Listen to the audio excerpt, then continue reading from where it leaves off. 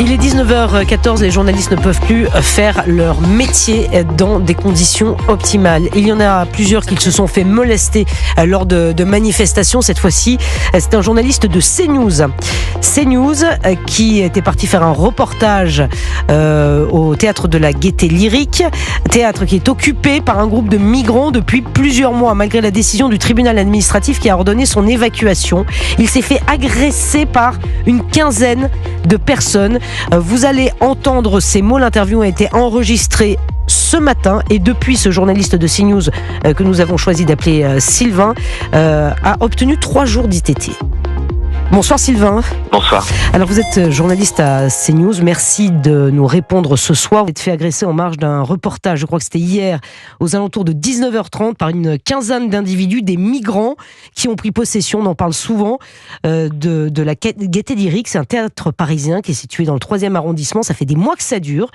D'abord, est-ce que vous pouvez nous raconter ce que vous avez vécu hier lors de ce reportage ?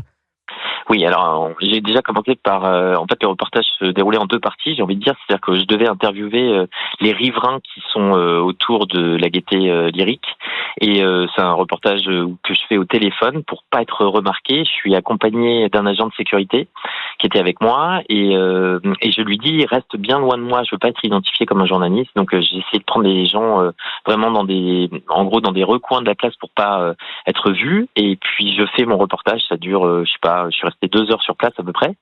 J'ai à peu près obtenu tout ce que je voulais, mais il me manquait, comme on travaille avec de l'image, j'avais quand même besoin de 2 ou 3 plans de la façade du bâtiment. Oui. Et donc ça, c'est ce que je fais en dernier, parce que je me dis, si je le fais en premier, évidemment, je peux pas faire le reportage après parce que je suis repéré.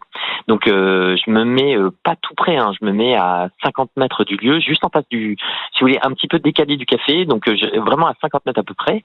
Et puis là, il y a un type qui arrive, qui est masqué, qui vient vers moi assez grand et qui me dit faut que je sois net, il était assez poli, il n'y avait pas d'agressivité dans un du premier tout. temps. Il vient dans un premier temps et il vient me voir et il me dit écoute, là ça va poser un problème, faut pas filmer les gens. Et là je lui dis écoute, je suis désolé mais c'est mon métier, je vais filmer quand même les gens et je suis dans la rue et en fait comme je suis journaliste, j'ai l'autorisation de le faire. Il me dit non, c'est interdit, tu peux pas filmer les gens sans leur accord. Je lui dis si, je suis confus, mais c'est comme ça que ça se passe quand on est journaliste, on a le droit de le faire, surtout si c'est un grand nombre de personnes, et là en l'occurrence c'était le cas parce qu'il y avait une vingtaine d'individus juste devant le théâtre. Et il me dit c'est pas cool, on peut pas te faire confiance. Et là il le dit plus fort, d'une façon, j'ai envie de dire, un peu comme s'il alertait d'autres personnes autour de lui. Alors je peux pas dire qu'il les alerte directement, il dit pas venez machin, mais on sent que ça s'envenime un tout petit peu légèrement.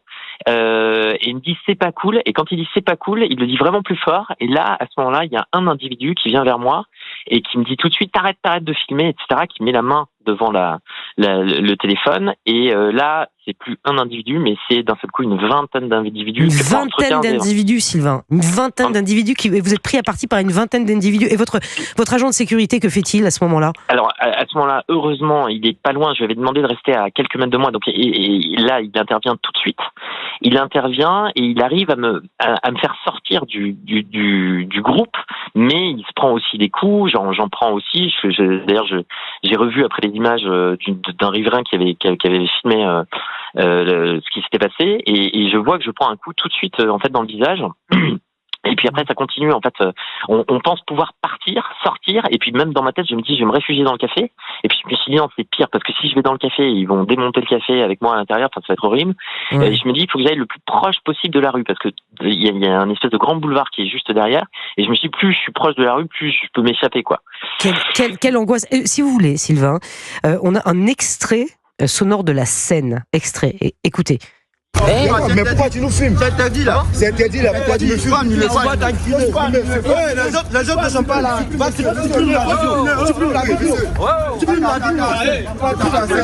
Voilà pour l'extrait sonore et la scène dure comme ça un petit moment. Franchement, Sylvain, vous avez l'habitude, évidemment, vous êtes reporter pour CNews, vous avez l'habitude de vous retrouver dans des terrains parfois hostiles. Est-ce que cette fois-ci, vous avez vraiment eu peur ?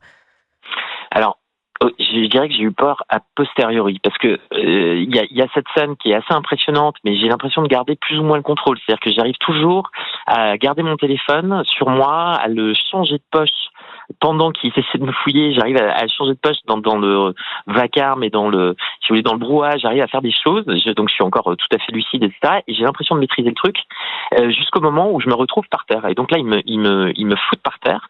Et là, je sens que ça part vraiment en vrille. Et je vois. À ce moment-là, Vous êtes fait molester, Sylvain ? Alors molester, le mot est fort parce que évidemment j'ai des coups, je prends des coups, etc. Mais c'est pas si violent que ça. J'ai pas pris un énorme coup derrière la tête, c'est pas vrai. Je prends plein de petits coups, c'est violent, je dirais psychologiquement plus que physiquement. Je me retrouve au sol et là je commence un petit peu à paniquer, je dois vous avouer, parce que je me dis mais qu'est-ce qu'ils vont me faire ? Et là je me rends compte qu'ils veulent me ramener vers la Gaîté Lyrique. Et là ça m'angoisse parce que je sais qu'à l'intérieur de la Gaîté Lyrique il y a quand même beaucoup plus de monde que dehors et surtout je suis dans leurs mains quoi. Et là je commence un peu à me débattre et j'entends une sirène de police à ce moment-là sur le boulevard et je me dis est-ce que c'est pour nous ? Est-ce qu'ils vont passer ? Est-ce que machin ? Et là, heureusement, c'est la gendarmerie qui s'arrête. Ils sont que 3 dans le véhicule. Et en fait, il y a une femme de la gendarmerie, là, mais vraiment qui me sauve la vie. Moi, vraiment, je ressens ça, qui arrive à les calmer et qui me fait un geste, qui me dit rien, mais qui me fait un geste. Et je comprends qu'il faut que je parte à ce moment-là. Et je dis à mon agent de sécurité, viens, on s'en va. Et elle gère en gros la situation. Elle continue à leur parler. Donc c'est la gendarmerie, une gendarme qui vous a sauvé en fait. Ouais, vraiment. Sinon, franchement, on se dit les choses, Sylvain. Ça se serait passé comment ? Franchement, j'en ai aucune idée. Mais ce que je sais, c'est qu'à ce moment-là, je me dis bon, c'est bon, on sort du système, là, on s'en va, donc on se met à courir. Et c'est là où c'est, j'ai envie de dire, plus inquiétant, parce qu'on se met à courir un petit peu, mais même pas. D'abord, on marche rapidement, et puis on se dit bon, on s'éloigne vraiment. Et là, on se met à courir, on va assez loin, on se retrouve presque à 500 mètres de là, et on se rend compte qu'on est suivi, et qu'il y a un autre groupe avec 2 types de l'association qu'on avait identifié avant, qui sont accompagnés de 3 ou 4 migrants, je peux plus vous dire exactement, peut-être même 5, j'en sais rien, qui reviennent à la charge et qui recommencent. Là, il y a un des individus qui me prend la main et qui me fait une clé de bras pour essayer d'immobiliser ma main. Et là, je hurle, etc. Et le bonheur, ou j'en sais rien, en tout cas ma chance, c'est qu'il y a une autre patrouille de police qui n'a rien à voir, c'est une patrouille de police municipale qui arrive juste à côté de nous et qui intervient. Et là, en fait, il y a un des types de l'association qui est, j'ai envie de dire, extrêmement doué en communication. Parce que la première chose qu'il dit, c'est ils nous ont agressés en nous désignant. Il faut les arrêter. Et là, je me suis dit, mais il est super doué. Sylvain. Il est super doué, le mec. Mais vous avez dû avoir la peur de votre vie, d'autant plus que c'est pas la première fois que des journalistes se font agresser. Il y en a d'autres qui ont déjà été pris à partie aux abords de ce théâtre.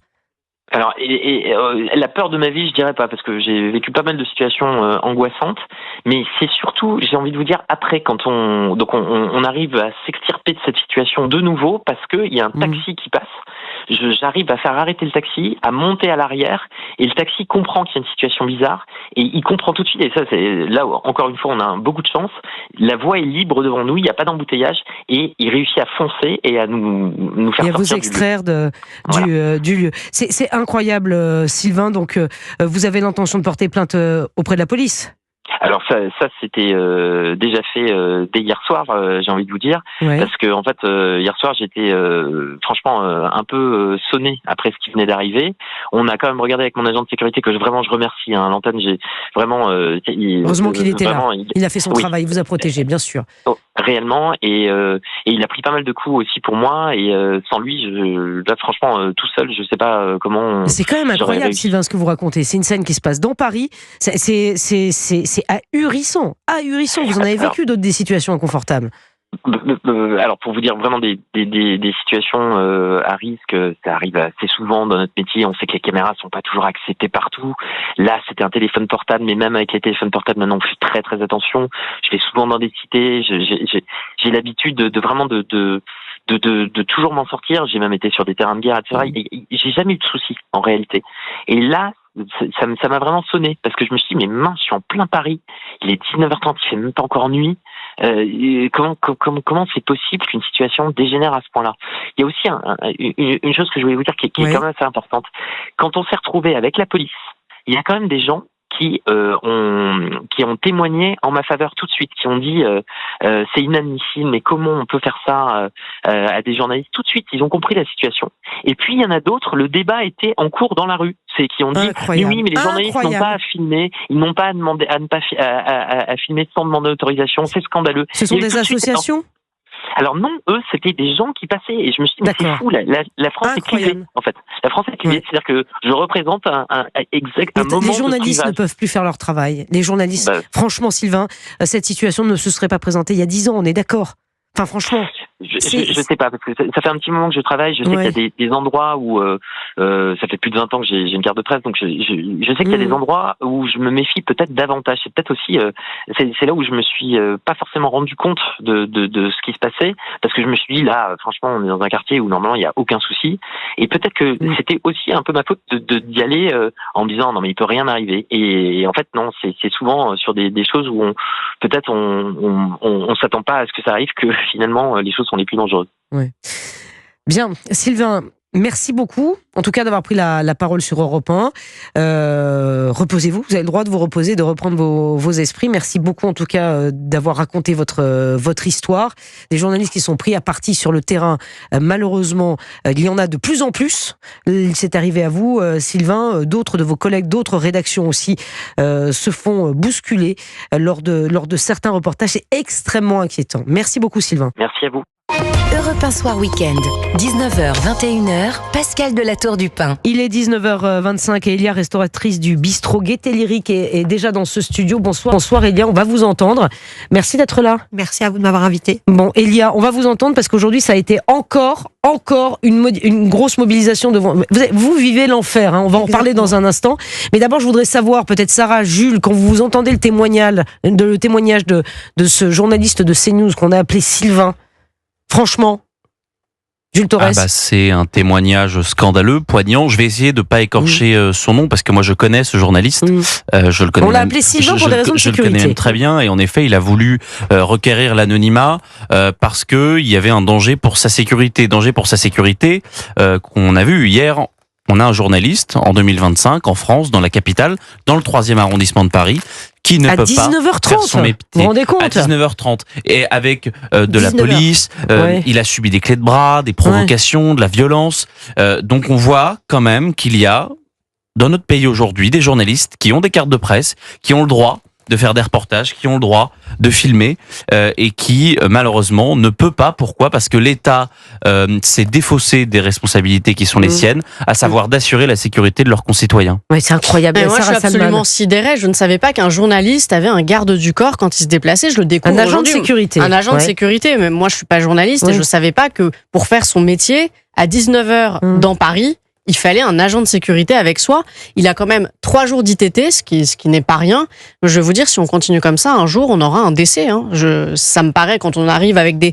j'ai plus le nom des armes. Non, je le souhaite pas du tout. Mais si on prend pas les mesures nécessaires, un jour, on aura un drame. Parce que quand ils arrivent à 5 sur quelqu'un, qui sont là, parfois... ils étaient une quinzaine. Ils étaient une quinzaine. Il y a la vue. Ils étaient une quinzaine, mais ça aurait pu virer au drame. Et c'est déjà un drame. Et ils arrivent parfois, ils sont beaucoup plus armés que les policiers. On le voit dans certains faits de société. On a des délinquants qui sont plus armés que les policiers eux-mêmes. Il y a un effet de groupe où il y a presque une déresponsabilisation individuelle au profit du groupe. Elia, on va vous entendre parce que votre témoignage est édifiant. On vous a vu cette semaine notamment chez Jean-Marc Morandini. On vous retrouvera dans un documentaire de Guillaume Janton lundi soir à 21h sur CNews.